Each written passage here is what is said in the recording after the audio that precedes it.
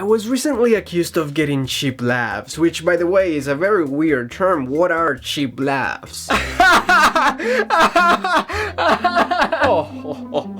Oh, that is quite funny. Here's what happened. I've been taking some improv classes. I'm a level 2 now.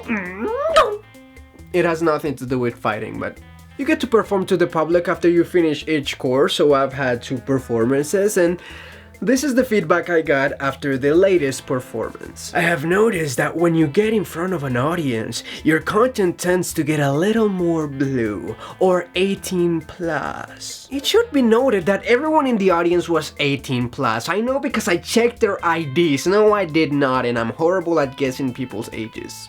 But the audience consisted of other improvisers from all the levels and their friends, and they sold beer at this venue. Beer is definitely 18 plus, unless you're talking about a person with last name Beer.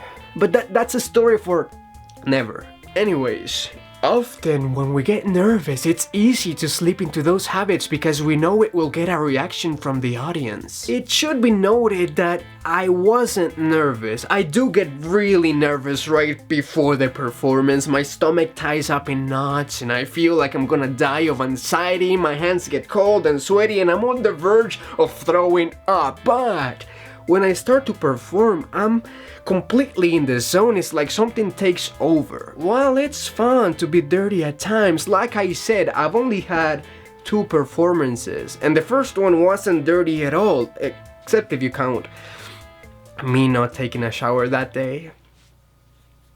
I would encourage you to find other ways to connect with your audience. Again, he's basing this on 2 performances, in which the first one was me acting like a drug addict whose drug of choice was dandelions. And sure, drug addiction is a more mature matter, but it's not dirty unless the dandelions were pooped on. And I mean, it is nature, it can happen, but everyone poops, it's science, read that book. I haven't read it, but like, I know the gist of it.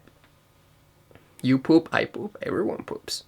You should have the confidence that you have the ability to entertain that audience with your charm, rather than rely on cheap laughs. I was like, yes, I'm horrible, I'm the worst, I'm a fraud, I feel dirty. Partly again because I hadn't taken a shower that day, and it's just that I really care about the environment and water is precious. I don't want to waste it, you guys.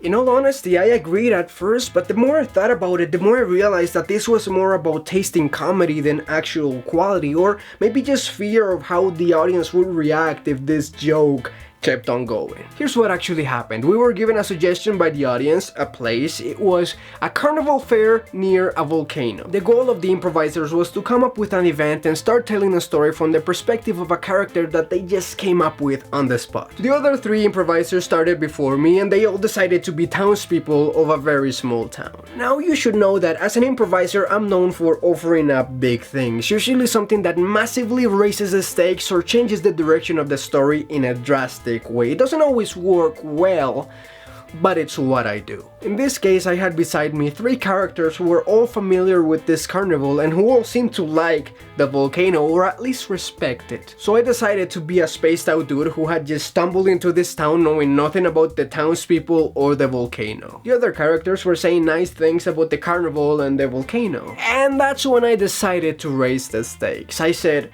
the fair was nice, but the people were trying to sacrifice a virgin in the volcano, or something along those lines. Big laugh, by the way, people were laughing loud. So as it happens in improv, the other improvisers had to take that offer and run with it, and honestly they did kind of start taking it further than I intended, claiming things like this town had no virgins because, well, you can sort of imagine why a town would be lacking in virgins. So the instructor, who was at the side with a mic, stumbled into the story to say, okay guys, reel it in. My assumption was that he wanted to reel it in from the direction of slut shaming the story was heading to. So I decided to change the direction, and since slut shaming is usually done against women and the trope of virgin sacrifices is usually about women, I changed the direction with one line. So since we had no virgins in this town to sacrifice, We had to settle. I had only ever had a blowjob before, so a huge laugh erupted, one of the biggest of the night, but the instructor wasn't having it. Okay, let's stop that right there.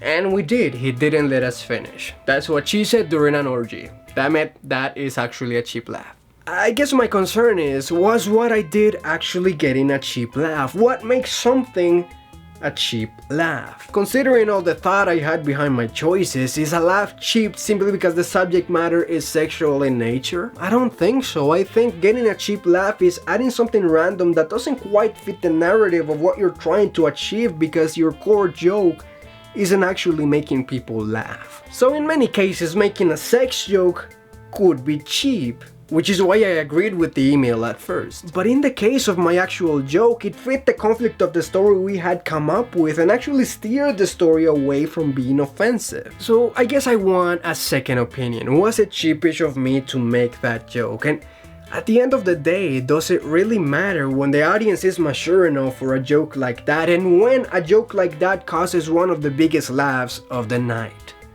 I'm genuinely asking. I can't stress this enough though, this was one instance where I went the dirty route. I already told you about my other public performance, and in the classes, I have never gone dirty unless you count my no shower policy. Stop counting it!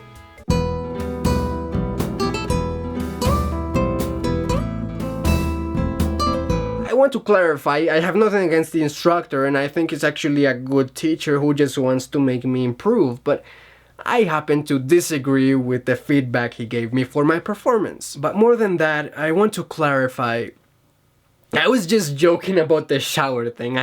I shower every day. I'm actually taking a shower right now. Love you, little case. Remember to subscribe if you haven't. Add me on Facebook, Twitter, all that business is downstairs. But now I gotta go take a shower because that's something I do all the time. Who cares about water? Cleanliness. Nice. See you later, crocodile.